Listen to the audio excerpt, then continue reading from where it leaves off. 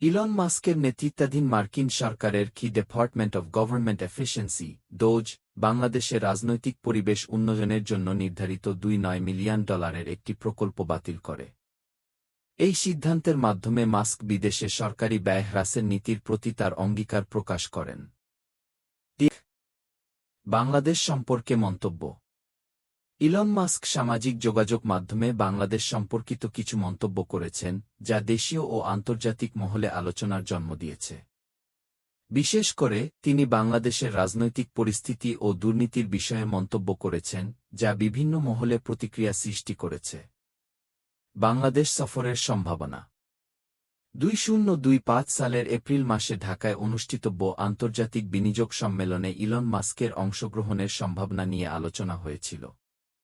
তবে বাংলাদেশ বিনিয়োগ উন্নয়ন কর্তৃপক্ষ বিডা জানিয়েছে যে মাস্ক এই সম্মেলনে অংশগ্রহণ করবেন না। তবে ভবিষ্যতে স্টারলিংক সেবা চালুর সময় তাকে আমন্ত্রণ জানানো হতে পারে। The financial express. ইলন মাস্কের এই উদ্যোগ ও মন্তব্যগুলো বাংলাদেশের প্রযুক্তি, অর্থনীতি ও রাজনৈতিক অঙ্গনে গুরুত্বপূর্ণ প্রভাব ফেলতে পারে। বিশেষ করে স্টারলিংক সেবার মাধ্যমে দেশের ডিজিটাল অবকাঠামো উন্নয়নে নতুন দিগন্ত উন্মোচিত হতে পারে।